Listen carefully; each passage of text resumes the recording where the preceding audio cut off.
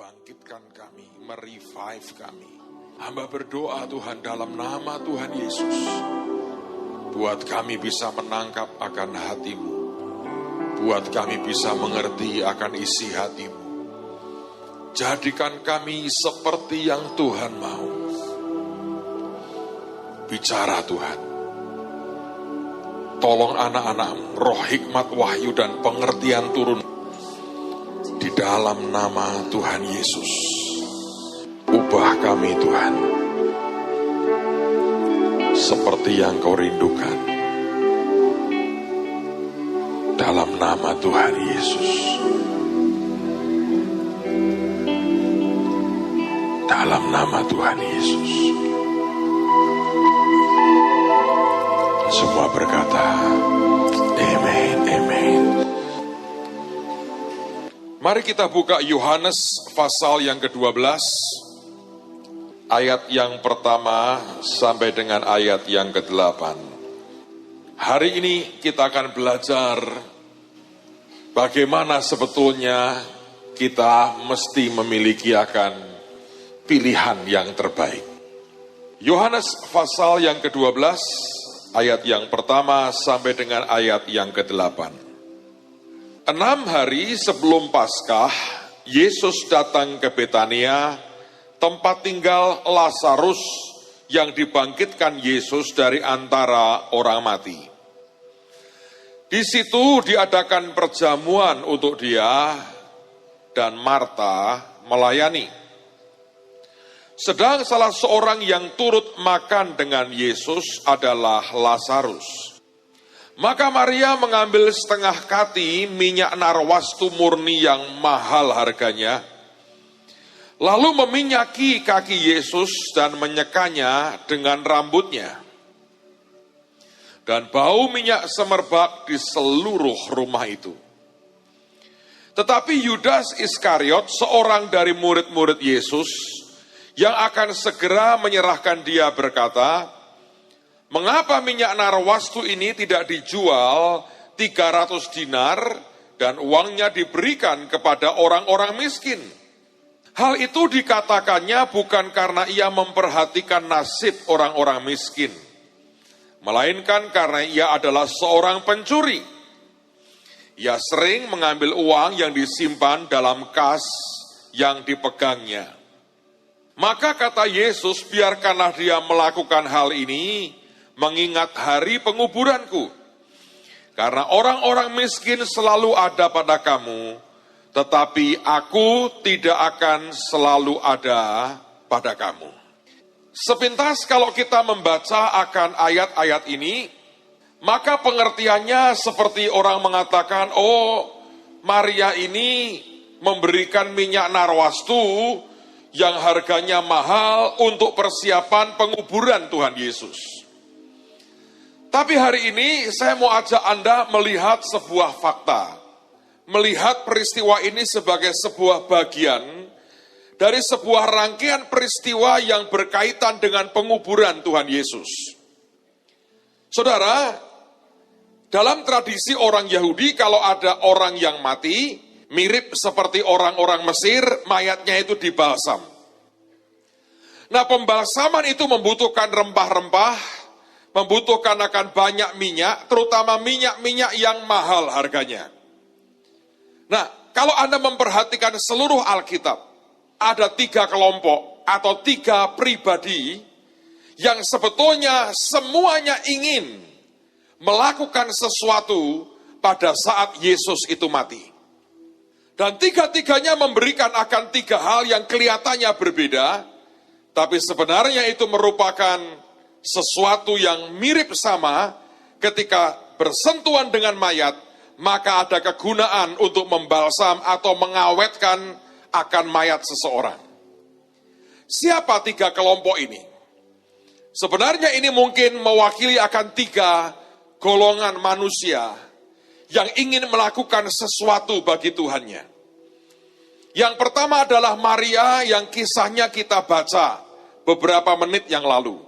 Dia adalah saudara dari Marta dan Lazarus. Anda tahu akan cerita tentang keluarga ini. Tapi ada orang kedua, namanya Nikodemus. Kalau Anda membaca, Nikodemus ini yang benar-benar punya kesempatan untuk ikut membebat dan membalsam akan mayat Tuhan. Dan Alkitab mengatakan dia memberikan 50 kati, kurang lebih katanya sekitar 30 kilo, itu minyak gaharu dan mur. Dan supaya Anda tahu, harganya, kalau yang Maria tadi berikan, itu harganya kira-kira 300 dinar. Itu upah orang kerja setahun.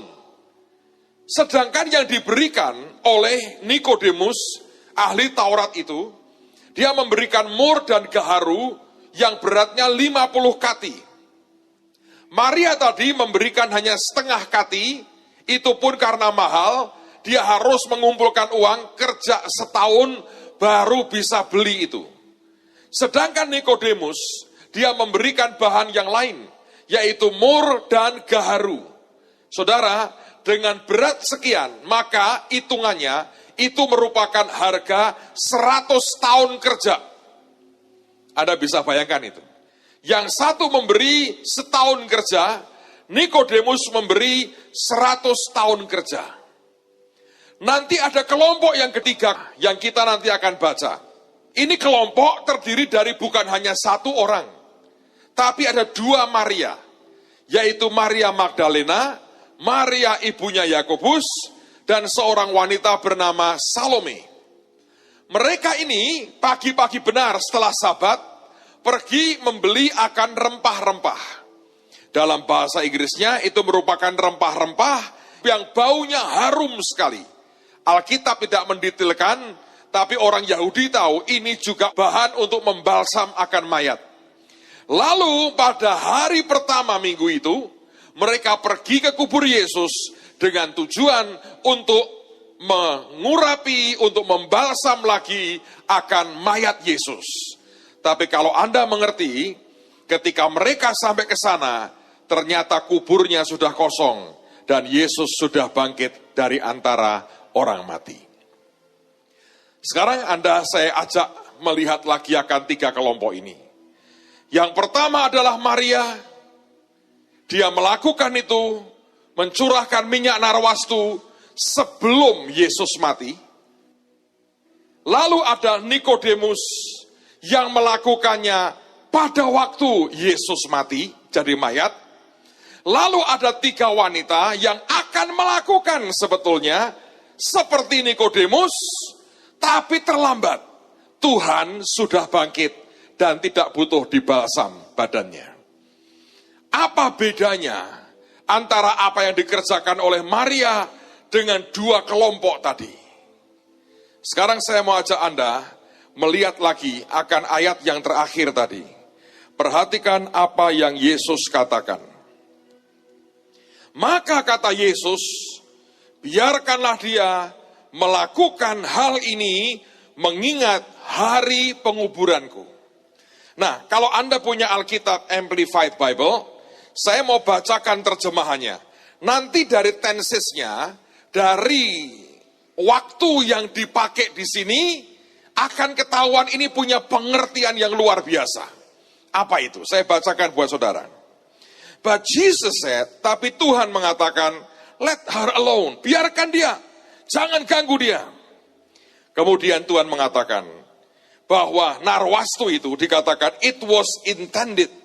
Sebenarnya, minyak itu direncanakan tujuannya untuk apa? That she should keep it for the time of my preparation for burial.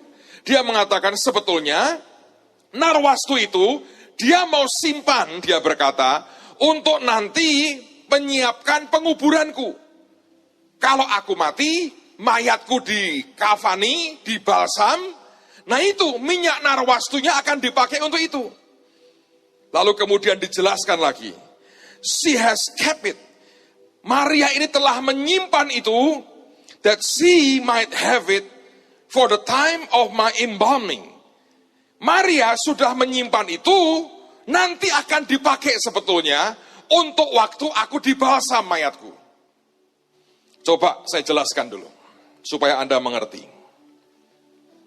Maria punya minyak narwastu. Dia siapkan ini, dan dia berkata, nanti Tuanku, Yesusku akan mati.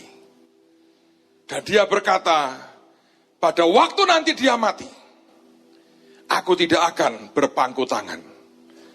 Aku akan berikan yang terbaik yang aku bisa. Lalu kemudian dia berkata begini, aku harus beli sesuatu. Entah berapa lama dia kumpulkan uangnya. Saya yakin lebih dari setahun mungkin. Dia kumpulkan uangnya. Dan diam-diam dia beli minyak narwastu. Dan dia mengatakan, nanti kalau dia mati, aku akan datang ke kuburnya, dan aku akan ikut membalsam, nanti pada jenazahnya akan aku kucurkan minyak narwastu ini, supaya baunya harum. Dia kerja mungkin setahun lebih, dia kumpulkan uang, dan dia beli minyak narwastu. Saudara, tetapi suatu hari, bahkan sebelum Yesus ditangkap, ada pesta di kotanya. Dan dia melihat Tuhan di situ. Tiba-tiba dia buat sebuah langkah yang mengagetkan. Apa yang dia simpan untuk hari di mana Tuhan akan dikuburkan kelak? Apa yang dia simpan untuk mayat Yesus, dia ambil dari rumahnya. Dan dia berkata, sekarang waktunya. Yesus belum ditangkap, Yesus belum disalib, Yesus masih hidup, Yesus belum mati, dia bawa minyak narwastunya. Dan dia langgar semua kebiasaan budaya setempat. Dia lari mendapatkan Yesus. Dia pecahkan kepala buli-buli itu. Dia bukan teteskan, dia curahkan semua di kaki Tuhan. Dan dia seka dengan rambutnya. Apa yang kelak akan dia berikan ke mayat Yesus, hari itu dia berikan kepada Yesus yang hidup dan tidak menunggu sampai Tuhannya mati. Dan hari itu, atas apa yang dilakukannya, dia mendapatkan pembelaan dari Tuhan. Dan dia mendapatkan pujian dari Tuhannya. Yudas berkata, apa-apaan ini? Ini pemborosan, seharusnya untuk orang miskin. Dan Yesus tahu, bukan itu tujuannya. Dan malah kalau Anda membaca di Injil yang lain, Tuhan mengatakan, kemana saja Injil diberitakan, apa yang dia lakukan ini akan disebut untuk mengingat dia. Dan bayangkan sudah lebih dari 2000 tahun, kisah ini muncul di mana-mana, di seluruh dunia, sampai dengan hari ini. Pak, apa hebatnya dia dengan yang lain? Yang lain, saudara, Nikodemus memberikan itu ke mayat Yesus, walaupun harganya 100 tahun kerja. Tapi mayat diberi apapun, tidak bergerak sama sekali. Mayat dikucuri minyak begitu mahal, ini mayat diam, tidak bergerak. Tidak bisa berkata, thank you ya, thank you. Nggak ada, saudara. Malah bubar semua itu. Diam. Dan yang diberikan Nikodemus itu jauh lebih mahal. 100 kali lipat dari apa yang diberikan oleh Maria. Tapi Nikodemus hanya memberikan kepada mayat dan bukan kepada dia yang hidup. 3 wanita tadi, bahkan setelah Paskah, setelah Tuhan mati, dia baru membeli rempah-rempah. Artinya sebelumnya tidak ngerti bahwa Tuhannya akan mati. Minimal Maria tahu loh, Yesus akan mati buat dunia ini, tapi 3 wanita ini indikasinya tidak tahu. Baru setelah dikubur, Sabat selesai, mereka beli rempah-rempah, besok paginya mereka mau ke kubur, lagi bingung siapa yang menggulingkan batu. Dan batunya tergolek. Tapi mereka tidak menjumpai mayat Tuhan, sebab dia sudah bangkit. Yang mereka beli tidak ada gunanya. Anda bisa ngerti itu? Betapa sebetulnya dari 3 kelompok ini, hanya Maria yang apa yang dia punya ada gunanya. Coba kita lihat kisah ini lebih jauh. Saya berharap akan membuat kita belajar sesuatu hari ini. Markus 16. Markus 16 ayat pertama sampai dengan ayat yang ke-6. Setelah lewat hari Sabat, Maria Magdalena dan Maria ibu Yesus serta Salome membeli rempah-rempah untuk pergi ke kubur dan meminyaki Yesus. Dan pagi-pagi benar pada hari pertama minggu itu setelah matahari terbit, pergilah mereka ke kubur. Mereka berkata seorang kepada yang lain, siapa yang akan menggulingkan batu itu bagi kita dari pintu kubur? Tetapi ketika mereka melihat dari dekat, tampaklah batu yang memang sangat besar itu sudah terguling. Lalu mereka masuk ke dalam kubur dan mereka melihat seorang muda yang memakai jubah putih duduk di sebelah kanan. Mereka pun sangat terkejut. Tetapi orang muda itu berkata kepada mereka, jangan takut. Kamu mencari Yesus orang Nazaret yang disalibkan itu. Ia telah bangkit. Ia tidak ada di sini. Lihat, inilah tempat mereka membaringkan dia. Saudara sekalian, saya mau ulang lagi akan peristiwa ini, lalu kita akan bergerak lebih jauh. Perhatikan baik-baik, 3 orang, 3 kelompok yang akan memberikan sesuatu untuk penguburan Yesus. Maria, Nikodemus, dan 3 wanita. Yang satu, dia ngerti begini, Tuhanku ini akan mati. Oke? Pengertian itu berkata, aku akan beri yang terbaik. Entah berapa lama dia sudah tahu itu, dia kumpulkan uang. Dan dia beli minyak narwastu. Harusnya ini dipakai setelah Tuhan mati, lalu kemudian mayatnya dibersihkan, nanti akan dibalsam, ini dipakai. Nanti aku akan pakai, aku akan kucurkan pada mayat Tuhanku. Tapi sebelum Tuhan mati, ini yang ajaib. Dia berikan sebelum Tuhan mati. Dan hari itu ada pesta di kotanya. Dia melakukan sesuatu yang dipandang hina oleh orang. Karena orang Yahudi di depan umum tidak pernah mengurai rambutnya seperti itu. Hari itu, dia bawa apa yang kelak harusnya dipakai untuk penguburan Yesus. Dia lari ke dalam. Dia pecahkan buli-buli itu. Itu bukan cuma dibuka tutupnya loh saudara. Dipecah. Dia curahkan semua di kaki rajanya. Ketika saya lihat ini, Tuhan berkata, nak, ada banyak pengabdian yang terlambat. Ada banyak pengabdian yang tidak tepat. Pengabdian yang tepat, dasarnya adalah karena kita punya pilihan yang terbaik. Dan apa yang dikerjakan ini, sekalipun dikecam oleh Yudas, dia mendapatkan pembelaan Tuhan yang luar biasa. Dia memberi dengan begitu tepat, sehingga Tuhan bisa menikmati aroma narwastu itu. Dia dibela Tuhan, dan Tuhan sampai berkata, Kemanapun, sampai kapanpun, Injil diberitakan. Apa yang dia lakukan akan disebut untuk mengingat dia.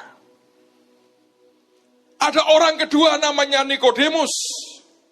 Memberi mur dan gaharu yang harganya 100 tahun kerja. Tapi dia hanya memberi manfaat buat mayat. Yang bahkan Tuhan tidak sempat berkata terima kasih. Dan sebetulnya kalau hari ketiga bangkit tidak usah dibegitukan.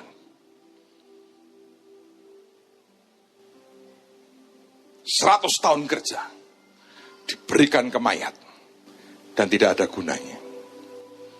Tapi ada lagi 3 wanita yang bahkan indikasinya tidak tahu kalau kelak Tuhannya mati. Rempah-rempah baru dibeli setelah Tuhan mati. Sampai dikubur terlambat. Tuhan sudah bangkit. Saudara, kalau Anda taruh sesuatu untuk sesuatu yang sudah mati, Anda habiskan berapapun, tidak ada gunanya. Saya baca buku menarik sekali. Tulisan seorang hamba Tuhan bernama John Maxwell. Dia berkata begini, seringkali dalam kehidupan kita ini, ada orang yang sedang menunggangi kuda mati. Lalu kemudian dia mendapatkan nasihat yang hebat, tapi tak berguna. Dan nasihatnya adalah 10 cara mengatasi kuda mati. Yang pertama, cambuk dengan kuat. Kalau masih belum, siram dengan air. Masih belum, kasih makan. Tidak mau makan, kasih minum. Tidak mau, suntik vitamin. Tidak mau lagi, pijetin badannya. 10. Ada kudanya nggak, saudara? Kuda mati. Nggak ada toh? Dan banyak orang mengabdi kepada sesuatu yang mati. Anda tanam begitu banyak, Anda masukkan tenagamu. Kalau itu barang mati, tidak ada ruah Tuhan. Tidak ada hembusan nafas Tuhan. Semua itu sia-sia. Ada orang yang memberi tapi menunda. Dan ujungnya terlambat. Dia sudah tidak membutuhkan itu lagi, kita datang dengan kebutuhan yang lalu. Tapi ada orang yang bisa ngerti dengan persis kapan dia hadapkan kepada Tuhannya. Saya bertanya ke Tuhan sebetulnya, bagaimana Maria yang satu ini bisa punya kepekaan begini luar biasa? Bagaimana dia bisa ngerti apa yang harus dia buat? Sampai engkau memuji dan engkau berkata kemanapun Injil diberitakan apa yang dia lakukan ini akan disebutkan orang. Dan dia buktikan hari ini Anda baca lagi kisah seperti ini. Dan sudah lebih dari 2000 tahun. Apa yang dia lakukan masih diceritakan sampai dengan hari ini. Pertanyaan saya adalah, Tuhan, mengapa dia bisa punya ketajaman, kepekaan, ketepatan begitu rupa? Sementara yang lain, seperti sebuah pengabdian yang salah tempat, salah waktu, dan seakan-akan sia-sia.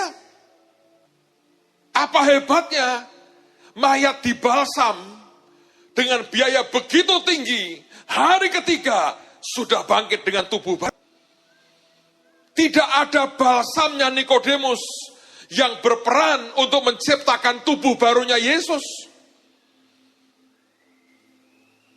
Apa gunanya mereka habiskan uang membeli rempah-rempah? Mau dia berikan ke tubuhnya Tuhan, dan hari itu dia sudah bangkit dari antara orang mati. Yang dua terakhir, gak ada gunanya. Tapi yang satu ini, Tuhan masih bisa menghirup wanginya narwastu. Tuhan masih bisa terima kehormatan dan penghormatan bagi dia. Tuhan masih bisa terima semua sanjungan dan penyembahannya. Dan Tuhan masih bisa bereaksi, membela dia, dan menetapkan sesuatu yang ilahi atas hidupnya. Saya bertanya, kenapa Tuhan? Dan Tuhan tunjukkan sebuah peristiwa. Sekarang mari kita lihat firman sama-sama. Lukas 10, ayat 38 sampai dengan ayat yang ke-42. Lukas 10 ayat 38 sampai dengan ayat yang ke-42. Ketika Yesus dan murid-muridnya dalam perjalanan, tibalah ia di sebuah kampung. Seorang perempuan yang bernama Marta menerima dia di rumahnya. Perempuan itu mempunyai seorang saudara yang bernama Maria. Maria ini duduk dekat kaki Tuhan dan terus mendengarkan perkataannya, sedang Marta sibuk sekali melayani.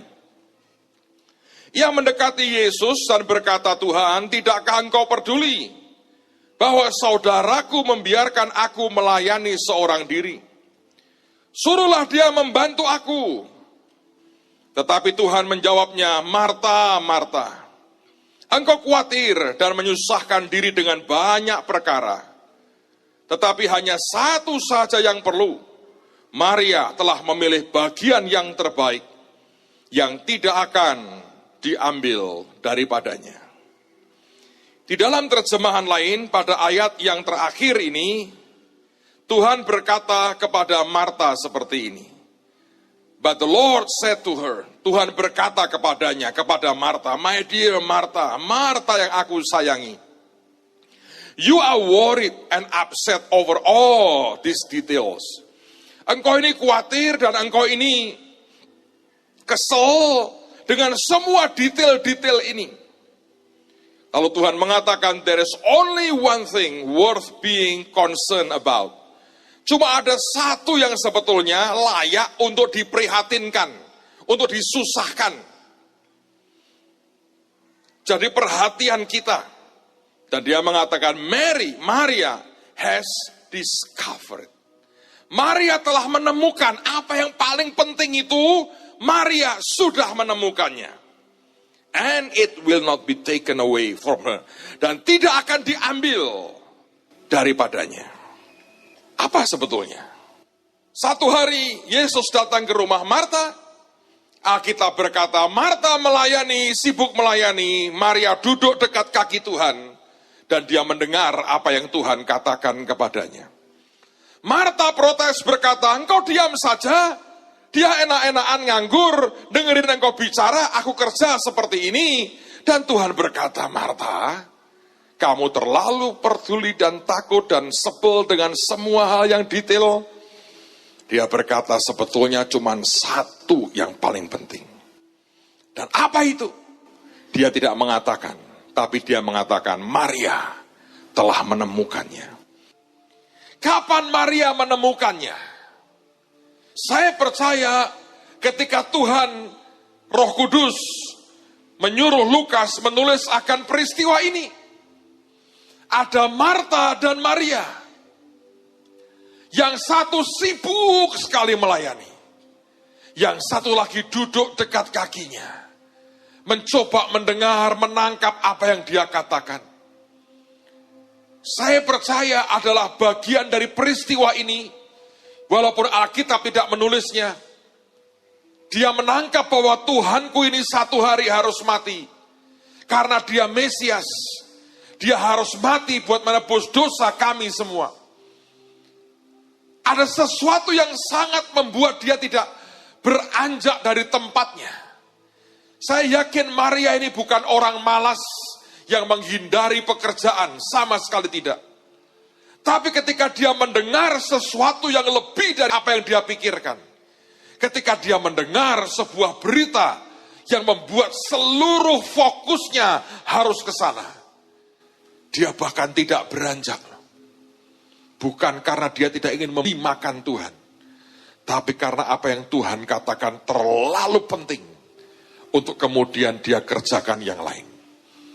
Dia duduk di kakinya, dia dengerin perkataannya, dia belajar sesuatu. Tuhanku akan mati, tapi dia akan bangkit kembali. Sebab dia pernah berkata, akulah kebangkitan itu. Dia ngerti dari situ. Dia belajar memilih yang terbaik. Dan ternyata pilihan terbaik itu harus ditemukan. Kata discover dari dua kata. Kata dis dan kata cover. Kata cover artinya sesuatu yang ditutupi. Kata discover artinya yang ditutupi ini dibuka. Sampai kita berkata, aku menemukannya. Hanya orang yang jalan dengan Tuhan. Dan dia belajar dari Tuhannya. Seperti kata Yesus, belajarlah daripadaku. Setiap kali engkau jalan, Anda akan melihat sesuatu yang akan kemudian terbuka. Alkitab mengatakan kemuliaan Tuhan itu menutupi segala sesuatu. Kemuliaan raja-raja itu Anda mendiscover. Apa yang tertutup ini tiba-tiba engkau terbuka buat matamu. Dan mau tidak mau, itu adalah sebuah proses learning dengan Tuhan. Proses belajar dengan Tuhan. Sebenarnya Anda bergaul dengan Roh Kudus, Anda bergaul dalam hidupmu, dalam pelayanan pekerjaan Tuhan, Anda bergerak dengan Tuhan. Itu sebetulnya akan membuat kita makin hari, makin cerdas roh kita untuk bisa memberikan dan memiliki pilihan yang terbaik. Karena setiap kali Anda bisa membuka sesuatu yang selama ini tertutup. Semakin banyak yang terbuka pada mata kita, semakin tajam cara melihat kita, semakin cepat kita bergaul, semakin cepat kita nangkap sesuatu, dan itu akan membuat perbedaan, saudara. Sehingga pengorbanannya, dia berikan exactly tepat. Kapan Anda harus bertindak? Seberapa engkau harus melakukannya? Kalau itu tepat, saudara, itu yang akan menghasilkan sesuatu yang ajaib dalam hidupmu. Saudara, dengan kata lain sebetulnya, kalau saudara ingin seperti dia, di mana semua pengabdian, pengorbananmu tidak sia-sia, please, belajar daripadanya. Belajar dari semua yang Tuhan tunjukkan di hadapan saudara. Karena ada banyak orang mengalami berkali-kali tidak bisa belajar. Ada orang yang sudah diajari begitu rupa tidak bisa belajar. Tapi ada orang yang kelihatannya tidak pernah belajar, tapi dia belajar.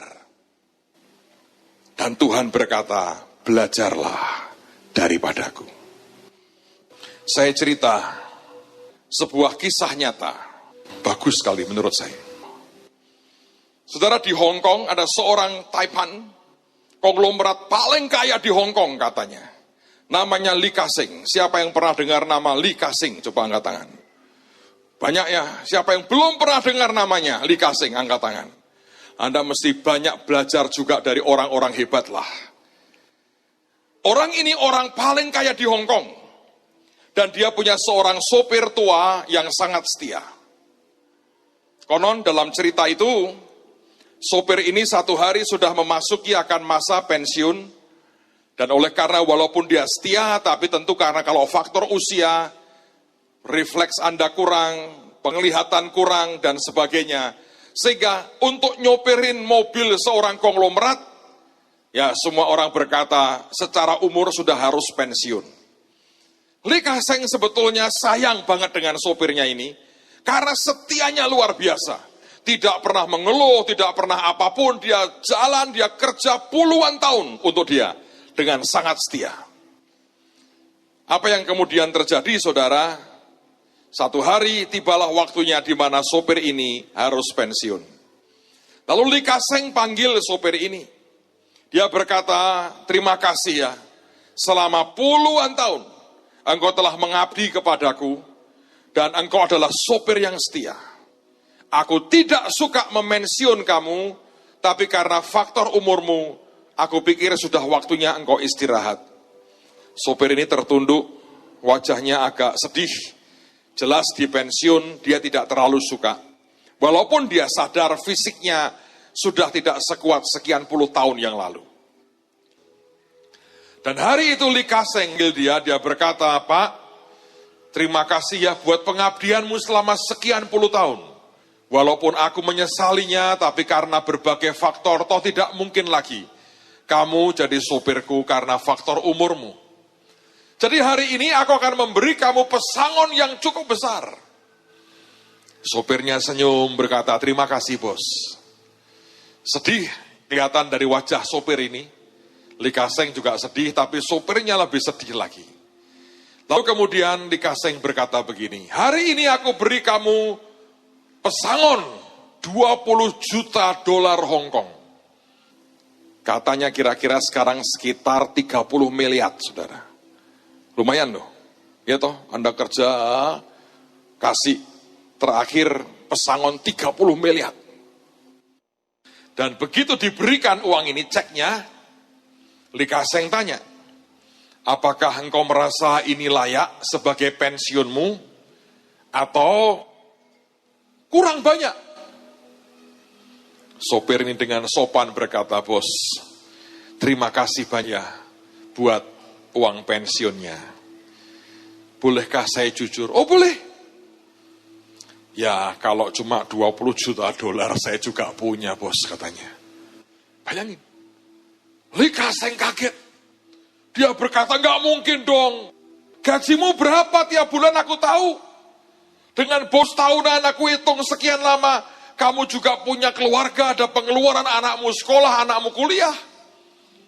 Gak mungkin. Dari mana kamu dapat $20 juta? Sungguh bos, di bank saya adalah $20 juta. Jadi kalau ini ya jangan terlalu, maaf ya bos, jangan terlalu GR. Jangan terlalu merasa bahwa ini hebat buat saya. Saya punya bos kalau segini. Lu dapat dari mana? Dikasih orang? Enggak. Coba kamu cerita, dari mana kamu cuma sopir? Dia berkata, bisa punya uang $20 juta Hong Kong. Tahu nggak sopir ini berkata apa? Saya kan mengabdi kepada bos sudah puluhan tahun. Ya betul, dan kamu sopir yang setia, makanya aku beri kamu banyak. Dia bilang, nggak banyak kok bos, karena saya sudah punya kalau cuma $20 juta. Terus dia ngomong begini, saya kan tiap hari nganterin bos. Dan bos sering kali bisnis, sambil bisnis di dalam mobil. Maksudmu apa? Tiap kali bos ngitung saham, naik turunnya saham. Berkali-kali kan, bos telepon pialangmu atau stafmu berkata, beli saham ini. Saya kan dengar, beli saham itu. Saya drop bos, saya ikut-ikutan beli saham itu dikit. Dan bos kan hebat. Tiap kali dia bilang, ini jual. Setelah saya ngedrop, saya bilang, jual. Beli yang ini. Saya ikut-ikutan beli, walaupun sedikit. Kalau bos naik, saya ikut naik. Dan delalahnya, Anda itu hebat sekali. Jarang gagal. Naik, saya sopirnya ikut naik.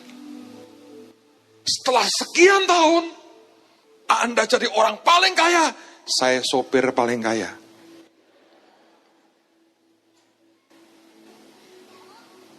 Ngerti nggak saudara? Belajar. Tapi saya sedih. Baru saya cerita seperti ini sampai kemeringet, ada orang terima broadcast. Siapapun, saya nggak tahu siapa Anda, saya harap ini cuma guyon, tapi kalau itu Anda serius, Haleluya 13 kali dah saudara. Ceritanya benar tentang sopirnya Li Ka-seng. Benar sudah bagus.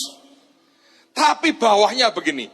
Cerita ini memberi kita pelajaran. Untuk kita jadi kaya, jadilah sopirnya orang kaya. Gubrak, saudara saya bilang. Sampai mulutku berbuih keringetan. Loh kok cuma ngono kesimpulannya. Jadilah sopirnya orang kaya. Saudara keluarlah lihat berapa juta sopir di seluruh dunia. Ini bukan soal Anda jadi sopirnya siapa, Mas. Ini perlu diuncek-uncek pakai tumen. Semprot ini. Kok kesimpulannya jadilah sopirnya orang kaya? Ini soal belajar. Anda kumpul dengan siapa? Bisa nggak Anda nikmati ilmunya orang ini? Ini bukan soal kerjaan sopir. Ini soal hati yang mau belajar. Karena mungkin kalau Anda mau jadi sopirnya orang kaya, ternyata orang ini cuma, maaf nih, kepelacuran, terus Anda rusak nih saudara. Tidak semua sekali Li Ka-seng. Atau ini orang kaya yang bangkrutan terus kerjaannya. Nanti Anda juga ikut bangkrut. Bisa nggak kita belajar? Bayangin. Sopir dikasih 30 miliar. Senyum pun tidak. Oh sudah punya saya. Dari mana itu? Cuman dengerin. Anda bergaul dengan siapa akan menentukan. Saudara akan jadi seperti siapa. Dan orang ini adalah orang yang belajar. Banyak orang melihat apa yang Tuhan kerjakan, tidak pernah belajar. Banyak orang mendengar kesaksian bagaimana Tuhan kerja, tetap tidak pernah belajar. Banyak orang diajari bertahun-tahun, tetap tidak bisa belajar. Maria menemukan sesuatu yang beda. Minimal dia tahu, dia akan mati buat dosa manusia. Dia simpan minyak narwastu. Tapi dia juga sadar, ini orang pinter. Hari itu pasti jadi hari yang menghebohkan. Semua dikendalikan oleh pasukan Romawi. Mungkinkah aku sempat berikan narwastu ini? Ketika semua dalam penjagaan Romawi. Aku ini siapa? Aku cuma wanita biasa. Dan dia berkata, kalau aku tunggu sampai dia mati, maka semua yang aku simpan buat dia, sia-sia. Dan ketika di Betania, di kampungnya, Tuhan datang, tepat menjelang dia ke Yerusalem.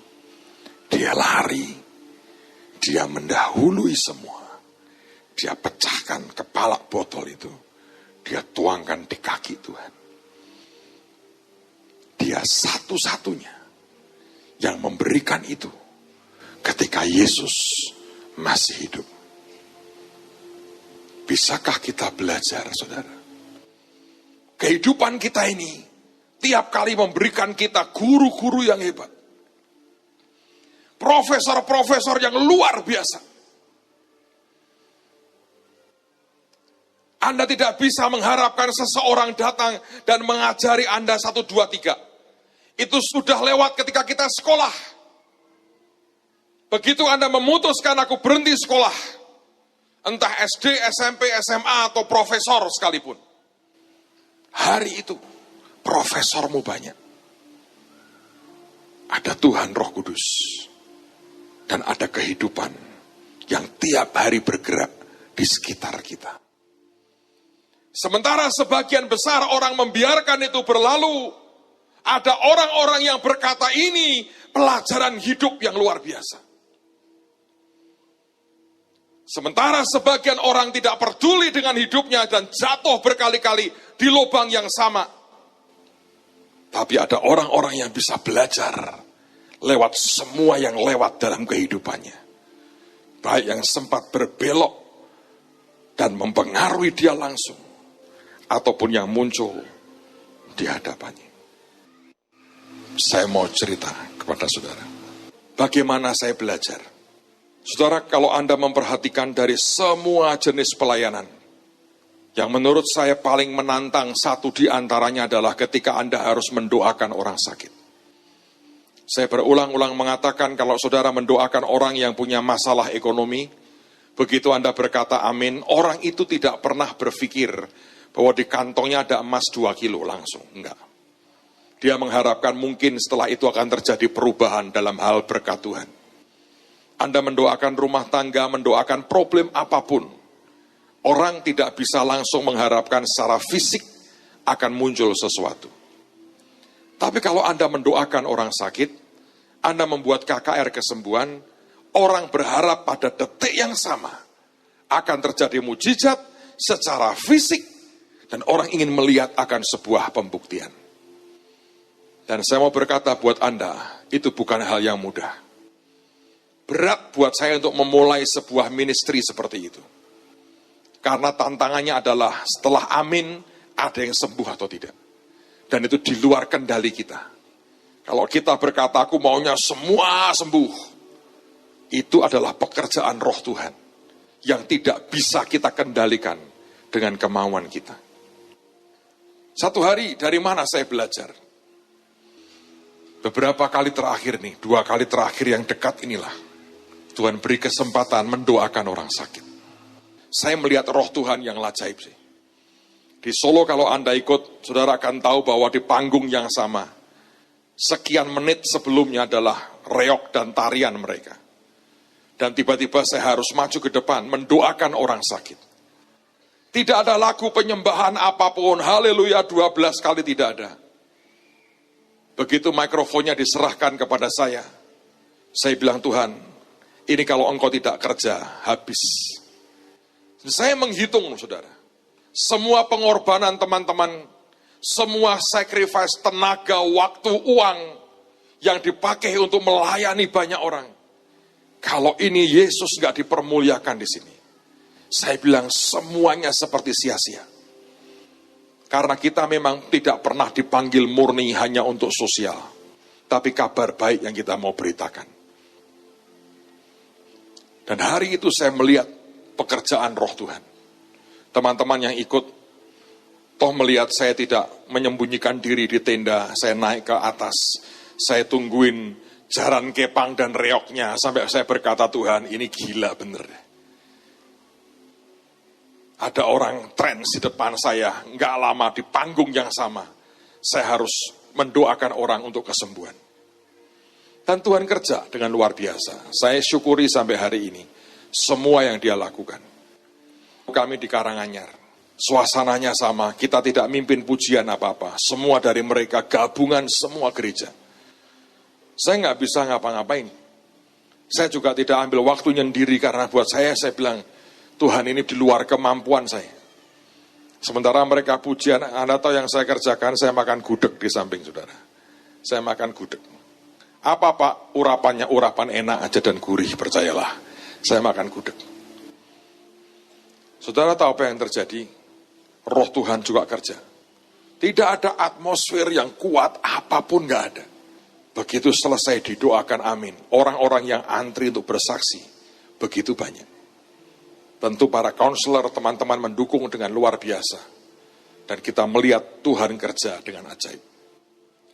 Ada orang yang kemudian tanya dengan saya, kenapa kok begitu gampang Pak? Enggak segampang yang Anda pikir sih sebetulnya. Karena pergulatan yang di sini tidak ada orang yang tahu. Di luar kelihatan tenang, karena kalau saya gelisah juga nggak ada gunanya. Malah membuat yang lain gelisah.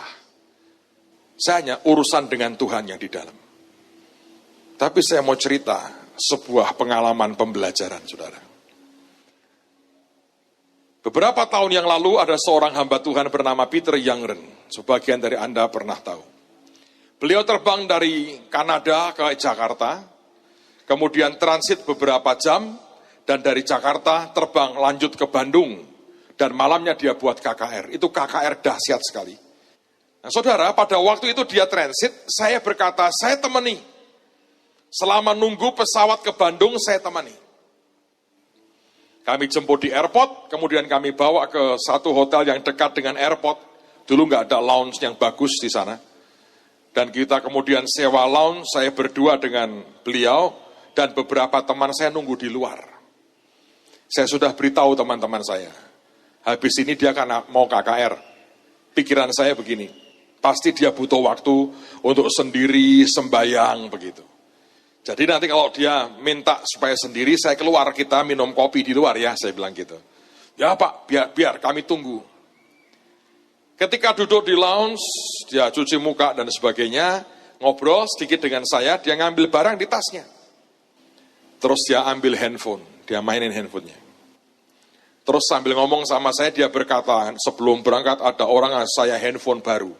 Tapi saya belum tahu bagaimana cara makainya, jadi saya mau coba dikotak-kotak. Dia berkata, aku ini gaptek sebetulnya, ini kok susah ya, taruh lagi saudara. Ngobrol lagi. Setelah kira-kira mungkin 2 jam, hampir 3 jam. Saya memberanikan diri, takutnya saya mengganggu dia. Karena nanti malam dia berhadapan dengan ribuan orang, dan saya berdoa kuasa Tuhan akan kerja dengan dahsyat. Jadi saya ngomong begini, Pastor, apa kamu mau sendiri sembayang? Kan kamu sebentar lagi harus balik ke airport dan terbang ke Bandung. Nanti malam kan kamu mau KKR. Kalau kamu mau sendiri, aku tinggal sebentar di luar, nggak apa-apa. Oh, no. Temani aku pasti pengen ngobrol sama kamu. Jadi makin ngobrol sambil mainan handphone, saudara. Nah, tok. Rasa penasaran saya muncul. Loh, kok ora sembayang toh? Ngerti nggak? Otak agamawi saya berkata, harusnya kalau gini sembayang dulu. Tapi tidak gaya kita yang sok khusuk. Ya Tuhan, pencipta langit dan bumi. Sering dengar doa gitu? Wantik tuh, orang Kristen tuh kok aneh. Kalau ngomong biasa, kalau sudah berdoa langsung, Bapak, serem. Terus bapaknya kayak, gereng, ya anakku. Merinding-merindingan gitu loh saudara. Hubungannya itu hubungan aneh orang Kristen itu. Aneh kan? Seringkali kalau kita lihat orang Kristen berdoa itu aneh. Kalau nanti mimpin pujian, itu suara bisa bisa begitu tuh, aneh tuh. Apa nggak merinding itu Tuhan dengerin saudara? Itu mengkorok semua tuh. Biasa aja keluar dari hati gitu loh. Tapi kita ini seringkali orang yang sangat agamawi. Terutama kalau doa makan, panjangnya luar biasa. Ya Tuhan, teringat janda-janda, fakir miskin, para pengungsi, Gunung Kelot, Gunung, mana lagi sekarang ini, Sinabung, Gunung Merapi, Gunung Tambora, mana lagi, dan sebagainya. Anak Krakatau yang mau jeblok gitu Tuhan. Sudah nggak ada, pintunya nggak ada pengungsinya. Doa panjang, perutnya bunyi, amin. Jadi aminnya karena dia sudah kelaparan. Sangat agamawi. Saya berpikir ya begitulah caranya. Ini mau doa kesembuhan loh. Harus doa sungguh-sungguh. Saya sudah nggak tahan, saya tanya. Kalau Anda bukan orang yang belajar akan berkata gini, pendeta korak sembahyang, bla bla, Anda malah menghakimi. Saya tanya, Pastor, kamu kalau persiapan KKR gini tuh tidak ambil waktu khusus berdoa? Dia ngelihat ke saya, dia bilang senyum. Dari Kanada ke sini itu belasan jam loh. Selama di pesawat aku ngomong terus ke Tuhan. Memang tidak kulipat tangan, tutup mata, tundukkan kepala, kelek. Tidak begitu memang. Tapi di sini aku bicara dengan Tuhan. Aku terus ngomong sama dia. Aku ngomong dengan kamu begini. Hatiku ngomong ke dia. Sebab ini bukan kekuatanku. Ini murni adalah kuasanya. Aku cuma saluran. Aku siapin hidupku saja. Selama dia oke, beres. Anugerah kok, bukan kekuatanku. Saya kaget. Saya berpikir harus ada liturginya. Doa ini dulu, doa ini. Doa minta ampun, doa sakit hati dibereskan, doa ini. Dia bilang. Saya kalau cerita begini terus Anda berkata, loh rasa sembayang toh, ngawur. Itu kayak tadi kesimpulannya jadilah sopirnya orang kaya. Please saudara, pinter sidik.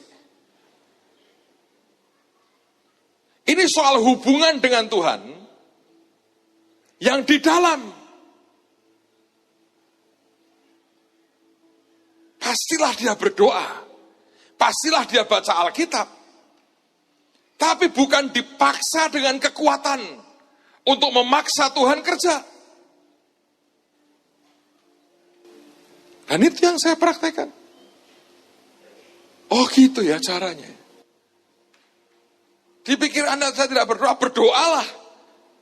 Nah iya toh. Yang membuat berbeda, rohnya kerja. Dan saya harus akui, itu bukan kendali saya. Pak kelihatannya kok gampang, bukan itu anugerah. Tapi yang di sini urusan dengan Tuhan terus itu. Tapi setiap detik itu dia ngatur. Saya pernah ketika saya masih SMA, saya belajar kenal cukup dekat dengan seorang tokoh hebat. Dan dia sudah dipanggil pulang ke rumah Bapak dalam usia masih sangat muda. Namanya almarhum Pak Yiri Miarin. Kalau Anda sempat dengar dia khotbah itu orator hebat, saudara. Lulusan STM, bisa khotbah di luar negeri. Bahasa Inggrisnya bagus sekali. Keren. Satu hari saya masih ingat dia datang kemari, kita buat doa semalam suntuk. Hari berikutnya dia mau khotbah di Magelang, dia bilang, kamu ikut aku ya? Saya masih SMA. Jadi kami berdua, dia drive pakai mobil Datsun, sportnya warna hitam. Dia bangga banget dengan mobil itu. Sampai di Magelang, kita makan, datang ke rumah pendetanya, sudah agak siang, tidur. Ditaruh di lantai 2 dari gereja, yang dari situ ada jendela kecil, bisa ngelihat masuk ke ruang ibadahnya. Karena hanya punya satu kasur besar, ya tidur berdua lah saya dengan Pak Yiri Miarim. Kalau tidur buka baju, kepanasan, zaman dulu nggak ada AC. Minimal gereja itu belum beli AC. Kira-kira ibadah jam 5, setengah 4 saya bangun kurang lebih. Saya melihat beberapa ibu sudah mulai berdoa di gedung gereja.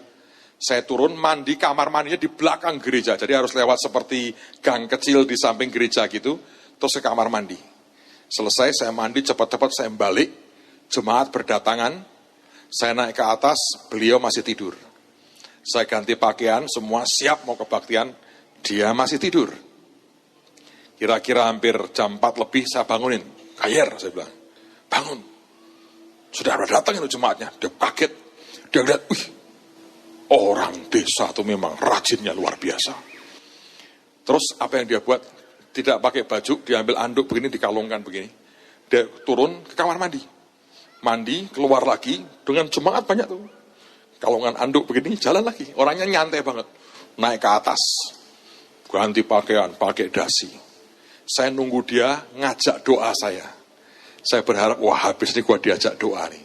Saya mau belajar doanya seperti apa. Ini saya cerita begini dengan resiko loh. Tadi kalau Anda nyimpulkannya, jadilah sopir orang kaya, bubar saudara ini. Tenang, dia sudah selesai. Dia ambil Alkitab, dia buka, ambil konkordans. Buka. Satu ayat dicoret. Dia buka Alkitabnya, ketemu ayatnya, dikasih tanda, dicoret. Tutup, yuk turun.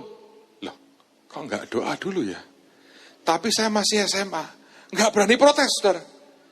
Saya bilang, ini pendeta beto. Turu kaki yang bilang, sehingga tidak berdoa.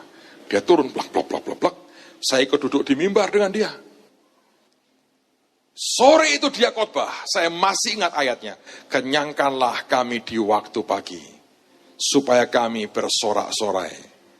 Dan itu dia khotbahin, saya bilang gini, sore kok ayatnya kenyangkanlah kami di waktu pagi.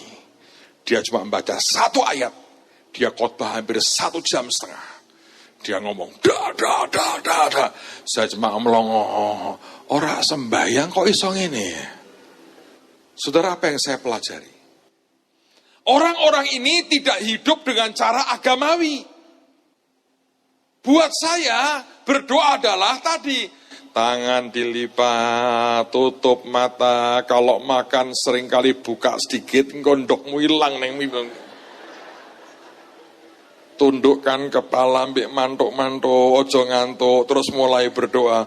Tuhan ini berkata, ya. Seruat. Dan doanya kacau karena itu isinya cuma kemunafikan.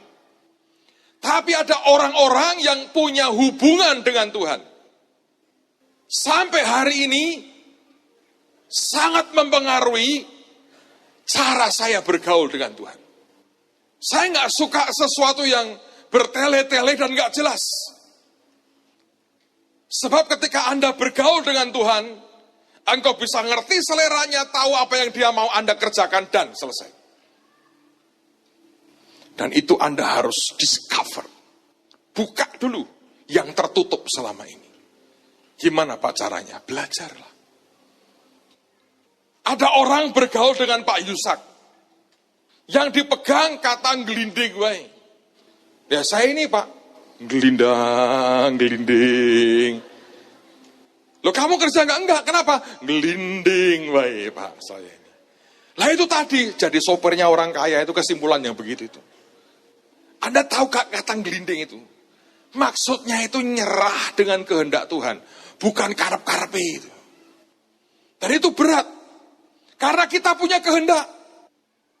Berhadapan dengan kehendaknya kita berkata, aku ikut kehendakmu Tuhan. Tapi orang gak pernah belajar. Lalu yang disalahin hamba Tuhannya. Bisa gak tangkap kedalamannya. Hidupmu diberkati. Sungguh. Saya berdoa, kita punya teachable spirit. Sopirnya likaseng aja. Uang 30 miliar cuma melirik, mbak mesem. Bukan karena dia sopirnya orang kaya. Tidak ada cerita sopir-sopir setelah itu seperti dia. Kesimpulannya bukan jadi sopirnya orang kaya. Malah kepahitan loh. Bener. Mediti Pak luar biasa makanya. Kesimpulanmu ngawur sih. Tapi dia belajar. Kalau kita bergaul dengan roh Tuhan, kita belajar. Amen, saudara. Nggak belajar susah. Waktu Maria duduk dekat kaki Tuhan, sesuatu begitu mempesona dia. Apa yang Tuhan katakan, dia berkata, ini penting ini. Lebih dari semua yang lain. Tapi ada yang tipe Marta, ribut, sibuk. Tapi nggak pernah belajar. Kalau Anda baca di Alkitab saja, sebetulnya istilahnya dua. Itu rumah Marta. Tapi begitu ngomong Betania, itu kampungnya Maria. Kalau rumah disebut rumahnya Marta. Tapi kampungnya Maria.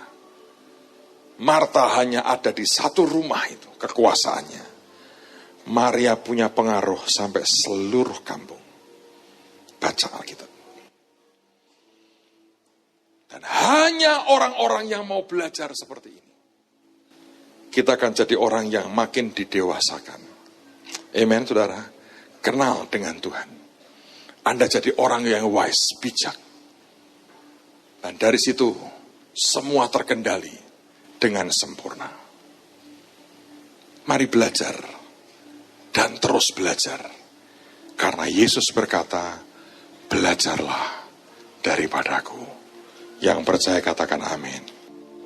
Saudara, dalam ujung dari semua struggle kita, sebenarnya yang tetap tinggal dalam hidup kita, yang namanya firman Tuhan. Pastor Kong sudah 4 tahun mengalami pergumulan. Beberapa waktu yang lalu, dia resmi pindah ke convention center yang di Suntec City.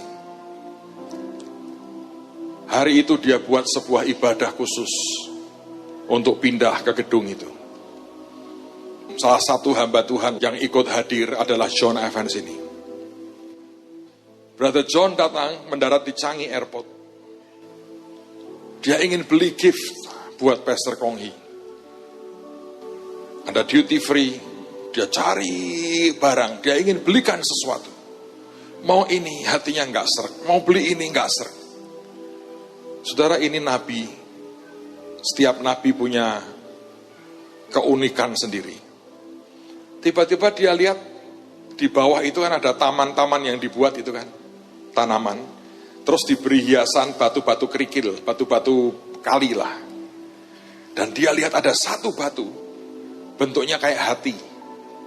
Diambil, dicuci di toilet, terus dikantongin. Dia keluar, dia ke hotel. Pada jam kebaktian, dia duduk di situ. Dan pendeta Kong Hee lewat. Dia bilang, Pastor Kong, Pastor Kong. Pastor Kong lewat, lihat John Evans ini. Di kebaktian dia tidak cerita namanya siapa. Tapi karena Anda tahu, Anda kenal dia, saya ceritakan. Dia tahu John Evans ini, dia dipeluk. Dia bilang begini, aku mau belikan kamu gift. Ingat loh, dia dalam keadaan masih susah. Harus diintrogasi terus-menerus. Dia ngomong gini, aku mau belikan kamu gift. Tapi nggak tahu, di roh itu kok nggak dapat yang srek. Akhirnya aku nemu sesuatu.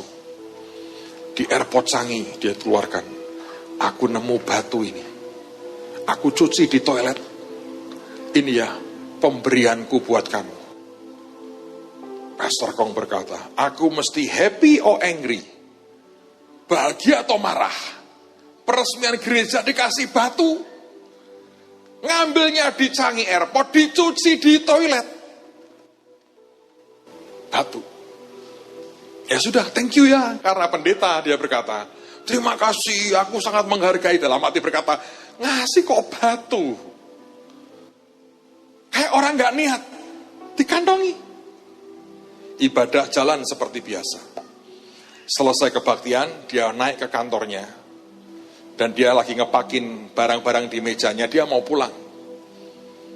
Stafnya berkata, ada orang Korea, pendoa, nunggu kamu di luar. Oh ya, suruh tunggu sebentar. Dia keluar, dia senyum, dia berkata, halo, bagaimana kabarnya? Orang Korea ini berkata, Pastor, aku datang menemui kamu karena disuruh Tuhan. Oh ya? Tuhan ngapain? Ngomong apa? Tuhan tanya, dengan semua yang aku berikan, mengapa hatimu susah? Pendeta ini berkata, enggak kok, lihat senyumku. Dia senyum yang lebar, aku bahagia kok. Orang Korea ini berkata, ini Tuhan baru ngomong, Pastor Kong. Kalau batu di saku celanamu aja aku lihat, apalagi keadaan dan hatimu. Dia malah bingung, batu apa? Loh batu apa? Tuhan bilang, di kantong celanamu ada batu. Dan Tuhan berkata, aku lihat batu itu, apalagi hatimu. Dia rogoh, kaget. Batunya John Evans ini, ngambil di Changi Airport, dicuci di toilet, saudara. Sampai sekarang kemana-mana dia bawa batu itu bukan karena jimat. Lagi tertekan, dia bilang, engkau lihat batu ini ya Tuhan. Ini orang pinter, dia dokter, masih muda, 2 tahun lebih muda dari saya. Gerejanya pernah jadi yang paling besar di Singapura, terkenal di seluruh dunia. Dia mengerti banyak teori, tapi yang dibawa kemana-mana cuma batu satu. Untuk mengingatkan dia, Tuhan ngerti hidupnya. Siapa bersyukur punya Tuhan yang hidup dan luar biasa. Tetap angkat tanganmu. Oh Jehovah, turunkan berkat-Mu buat anak-anak-Mu Tuhan. Blessing Tuhan turun. Syukuri semua kebaikannya. Dan biar berkat Tuhan turun dalam hidupmu hari ini. Dalam nama Yesus.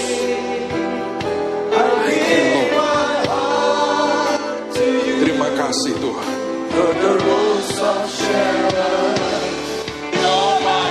Biar turun berkat Tuhan dalam hidupmu. Mujizatnya turun dalam hidupmu. Blessing yang terbaik turun dalam hidupmu. Shalom damai Tuhan turun dalam hidupmu. Dia selalu beri yang terbaik buat anak-anaknya. Tidak ada yang tersembunyi dalam kehidupan kita di hadapan Tuhan. Semua Tuhan tahu dan Tuhan bertindak. Dia sanggup memulihkan hidupmu sekejap karena anugerahnya. Turun blessing, blessing, blessing, blessing. Yes Lord. Oh Jehovah.